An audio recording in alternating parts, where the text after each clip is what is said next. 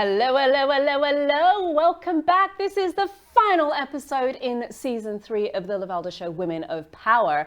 But you know what? It's not done yet. This is the beginning of the final episode.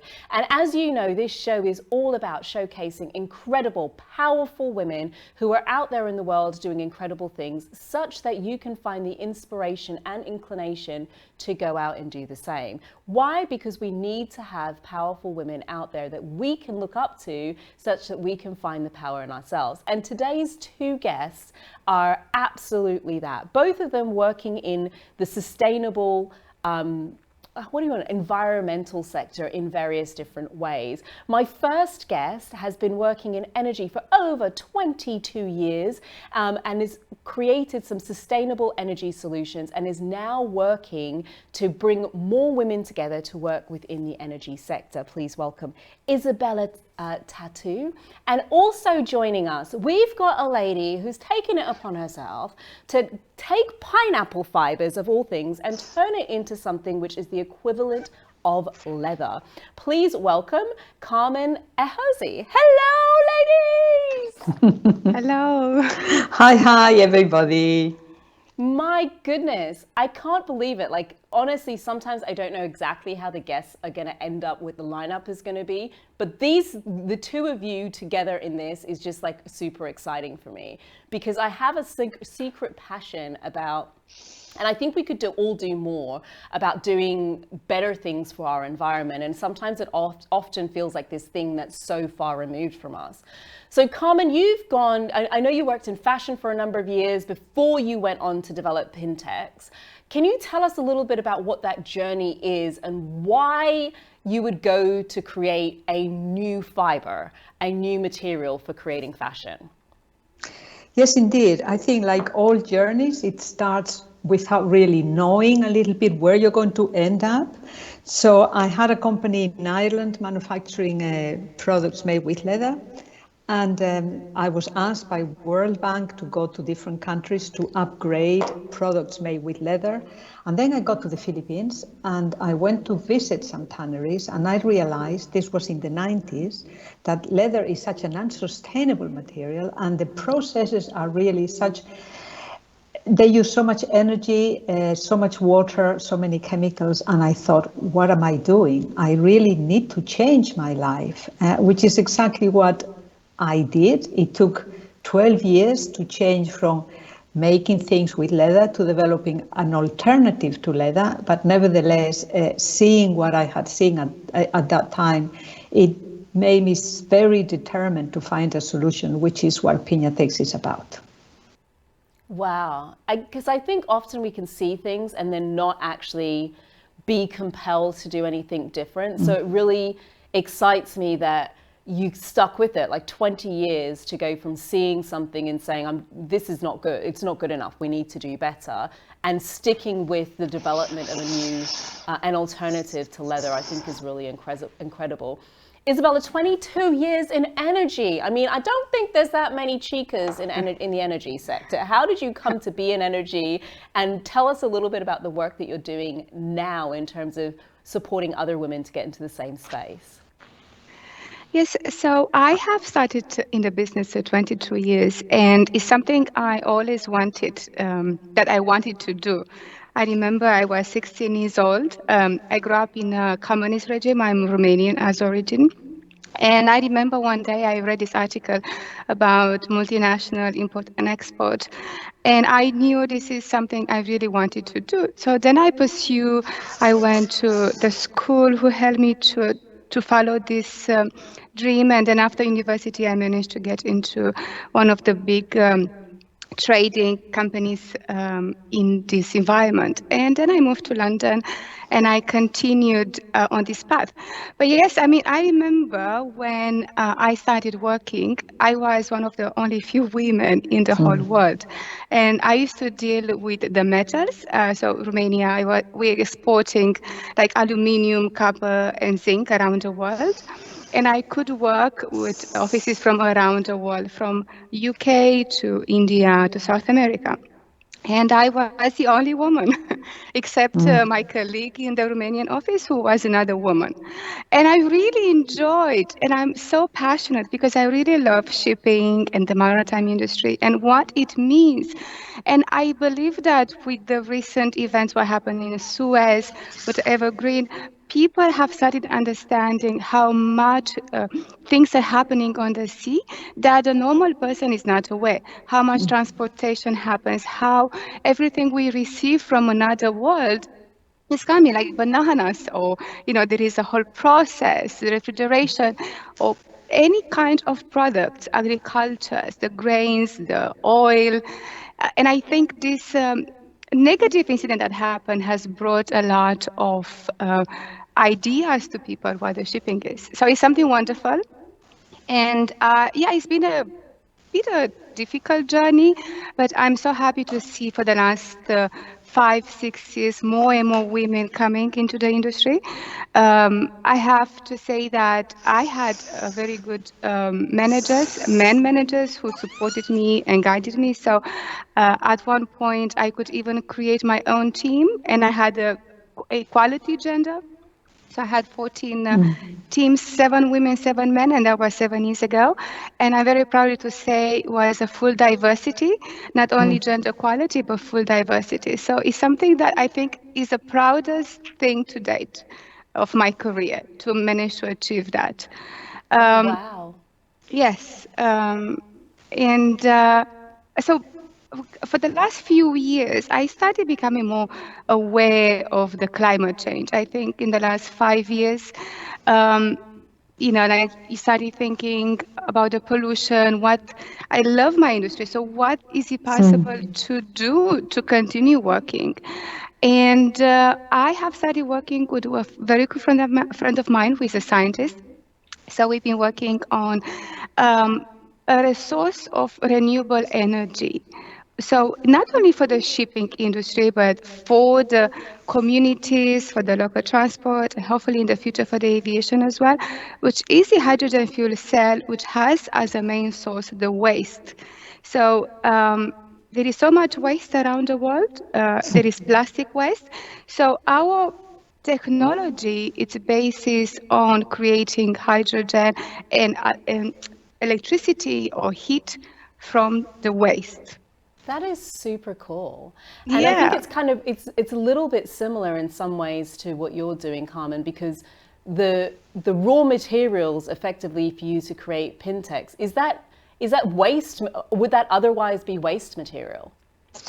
Absolutely. If you think about 27 million tons of waste of pineapple plantations throughout the world, hypothetically, we could use all that waste to make a new material. We could nearly replace half of the leather production with our waste, which is quite extraordinary. And this is really very important for me, and it has been from the beginning that using and developing Piñatex, we don't need any water, any land, any pesticides to develop a new material. Think about cotton, think about other textiles out there. We don't need to plant one single pineapple to have this huge amount of waste, because usually these leaves, which are not the little leaves at the top of the pineapple, right? We know the pineapple, these little ones, these are very important. They are planted, actually. This is the seed for the new pineapple. It's these very long leaves, which are about 1 meter to 1.20 meters, that usually are left to rot in the ground. So we are solving a big problem as well environmentally, because these leaves are usually either burnt or left to rot in the ground, so there's CO2 coming from them. So it's really a great solution to a big problem. And do you think, here's an interesting one. I love that both of you are creating sustainable solutions using what would otherwise be waste material that would just effectively just be dumped.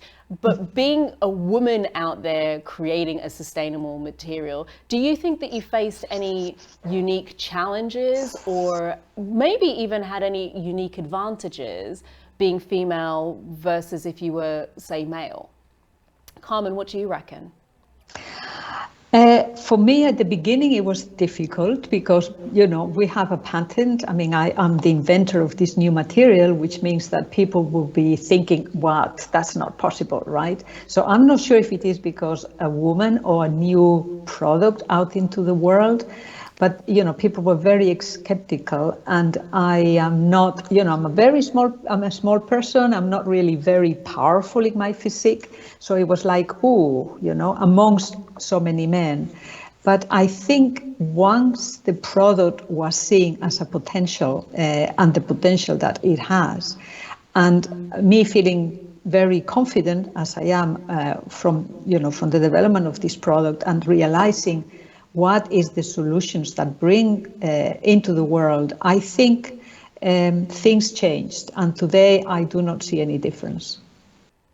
So it's been a matter of you really building something that you believe in and something that you can prove to others. Isabella, what about you? Do you think being female had a positive impact, a negative impact, any impact at all in terms of you developing your solution?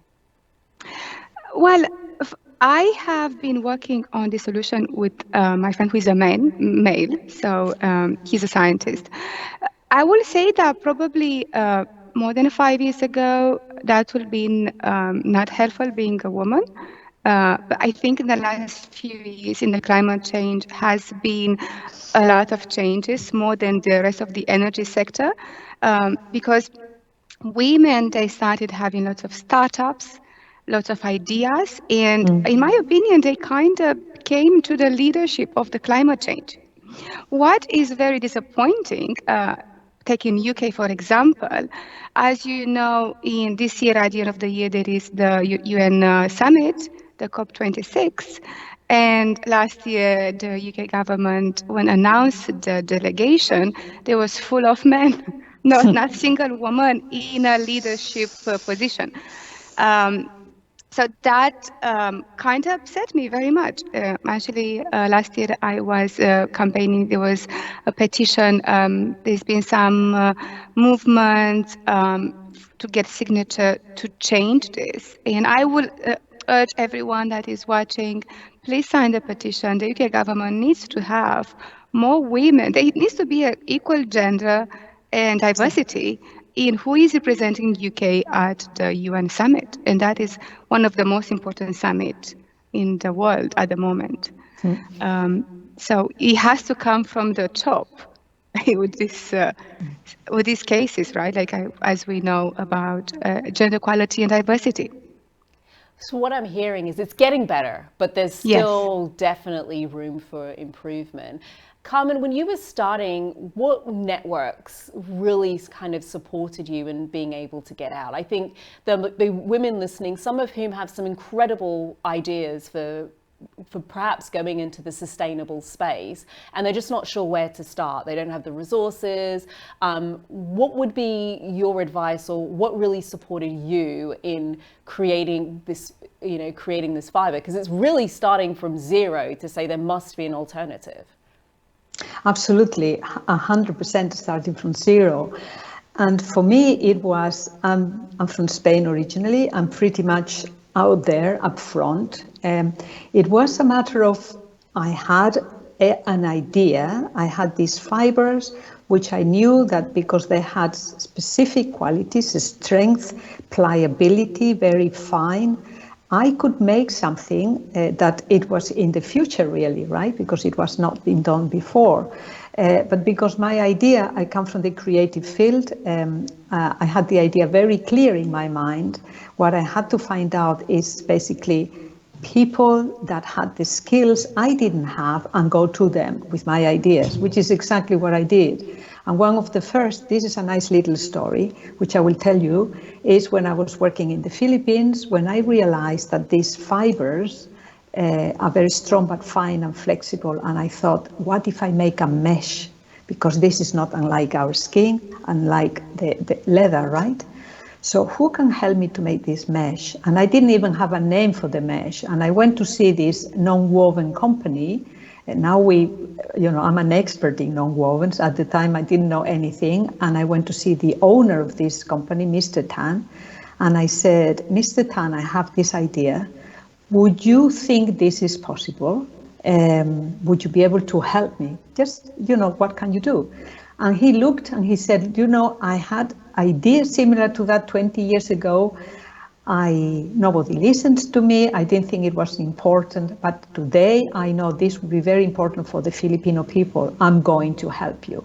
And really, that was the beginning, in a way, of this chain of help. I would be out there looking and looking and looking, and eventually I would find somebody that would open the next door for my research. And this is really how I develop things to this day. You've got to be vocal, got to go out there and ask people. Absolutely. Because I think sometimes as women we can be a little bit shy, or it's my idea and I want to keep it to myself, and what if somebody takes it? But if you keep it that close and we don't have all of the skills across the whole spectrum of developing stuff. You've got a zone of expertise, and we've got to own that and find other people that can complement that. Isabella, how was that journey for you? What networks did you have to build? How did you go from?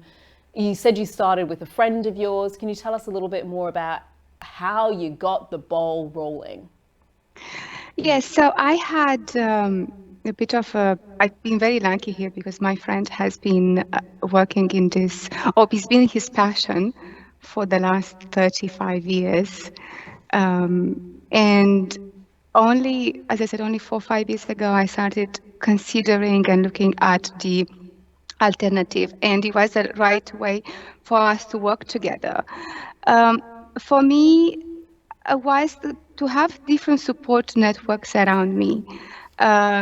From learning everything about the technical side, or from the support in sense of the technology, like IT, or how do I do different things. So besides taking different courses to learn about different stuff, I have researched a lot, but also network or find groups of people with similar interests. So there is a lot on the hydrogen. So my project is on hydrogen, and I search communities of women who are passionate about hydrogen, who they are working in hydrogen, or they are interested in. And just being in kind of groups with like-minded people, it helped me a lot to understand more about the market or the technical side. And from my side, to really focus on my passion, because this is a passion project. And to be able to keep focus, because especially during this pandemic year, it's been a bit tough. You think I'm going in the right way, then you have challenges, and you're like, am I doing the right thing? Who can help me? Oh, I don't know. And you hit a wall, and you may have a really bad day. And because of the situation, it may be worse than it is. But I think persuasion and really follow your passion. If you're passionate about something, if you just do one step each day, you'll get there, and you would meet people in your journey that will teach you something, even it's negative or positive. Because I'm saying every person we meet in our journey will teach us something. So sometimes it can be even a negative incident or a challenge, as I call it. That is okay. Because maybe later we say, oh yeah, without that challenge, I wouldn't have learned that. Exactly. Without that challenge, I wouldn't be who I am today. I wouldn't have learned the thing that I needed to learn that's made this easier. And I particularly love that you said, just take one step. You've got to have focus. If you don't give it any time and attention, it's never going to get off the ground. One last question before I move on to understand exactly what your power tools are, because the things the two of you are doing are incredible. Carmen, this one's particularly for you, but I'm also interested to hear from Isabella. You started this project a little bit later on in life, shall we say, and there's a lot of people who will say, I'm too old or I'm too young. And so for you, were there any unique challenges, or what would you say to people who are thinking, I'm too old for this, I'm in my 40s, I'm in my 50s, I'm in my 60s, whatever the number is that they're saying is too old, that they can't get started? What would you say? Because you were not in your 20s when you started this. No, I wasn't in my 20s. I was in my 20s when I left my country. I was 19 and Spain, and started from zero. I'm kind of a serial entrepreneur. This is my 5th company, actually. But, to me, age has nothing to do with energy, enthusiasm, joy of learning. And every time you learn something, I can see other possibilities. To me, it's nearly incomprehensive that people think that they're too old, because you are never too old. You can be too old at 20 if you really think, I heard young people coming out of university, 23, 25, thinking, wow, I have to get a job, I have to get a pension, and I thought, what are you talking about? I don't have a pension, I don't have anything. No, it's about believing that you've got an idea, and this is very important for me, that idea, it's really bigger than yourself, and it really relates to people and planet in my case, meaning that whatever we do, if it has a positive impact in the world, there is no age whatsoever. It's really you believe, your energy, your wisdom, because this is the good thing about getting old. Don't forget, we get wiser, or at least we've got more experience. And this really builds on what we can do. I love that. It's having something that's bigger than yourself. Yeah, absolutely. An idea that's bigger than yourself. And arguably, if you've had more life experience, you've got enough experience to probably make that happen with fewer mistakes. Like your path to success is a little bit straighter than those of us who are running a little bit more on, dare I say, what do we call it? Not the not knowingness of it. Isabella, what about you? What do you think? What would you say to those people where they're either too young to get started, or they feel like they're too old to get into a sector? Because there is this thing where, especially when it's a new idea, what's the perfect number? What do you say to those people whose resistance is age? Well, I'm in my 40s, and when I turned 40, I actually left my career. Before I left because I didn't fit with me, with my principles, with what I wanted. So I kind of started fresh again from the age of 40, which many people, they consider daunting. But the age is, as I said, age is like a good wine, good red wine. And for me, one of the reasons I created one of my projects I'm working, because I have seen a lot of women in the energy sector worrying about the age, and more than that, because of all the changes in the industry, they're concerned about what the future is going to bring for them. So one of the reasons I created one of the projects actually to help the women to find their passions about the climate change, renewables, and even to give them a different perspective to start their own business. Because in the end, we can have a job, and then we can work on a passion project, and hopefully that passion project can become our full-time time. So the age doesn't matter. I will say that most probably the society is changing already with the pandemic, because so many people have become entrepreneurs in this year of pandemic. Yes. I know lots of people, right, Carmen? I've seen lots of people, young people, who suddenly they started doing a lot of online business. And for the young people, I would say try it. I mean, again, go to have a job, to have that financial security, but in the same time, try whatever ideas you have, go for it. And for the older generation, the same. If you have an idea, even you spend an hour every other day on it, is something.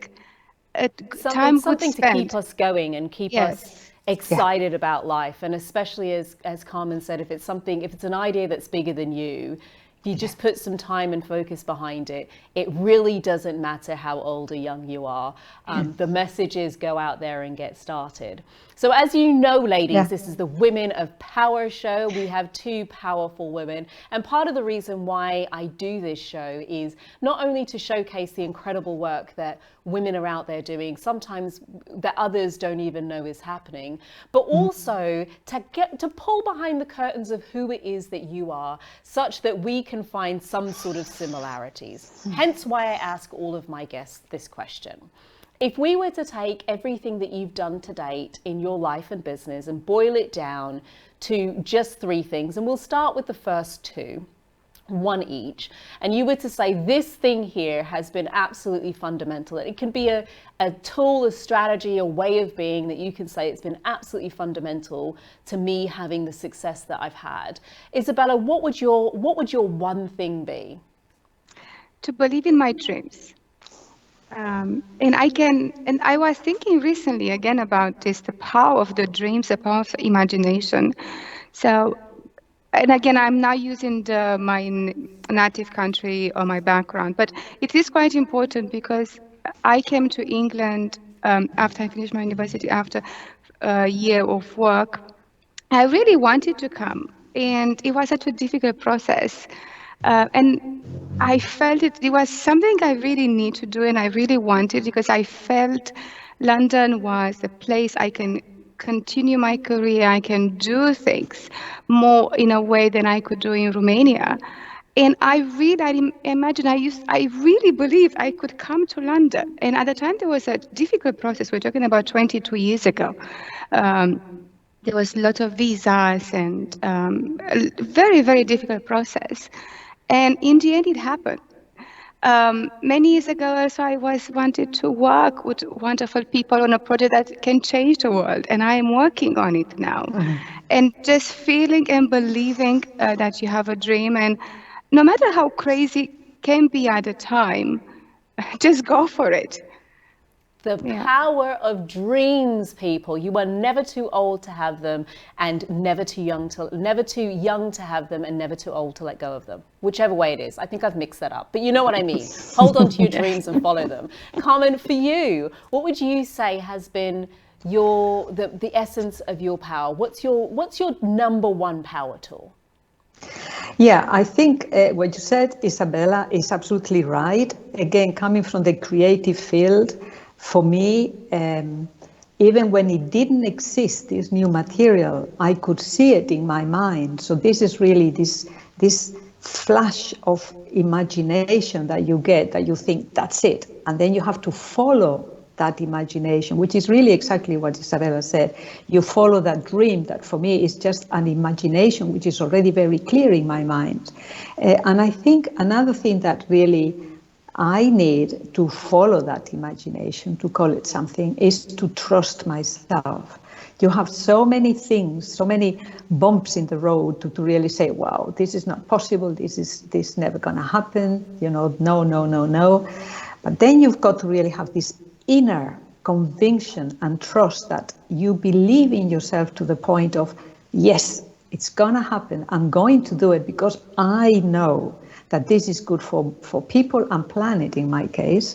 And I think Isabella is the same in a way. And I think that absolute trust that, again, as you said, Isabella, it's not about failure. I don't believe in failure. It's basically going from, one experience to the other and learning about it, but believing that what you're doing has such a future and has a positive impact in the world that you just go with it.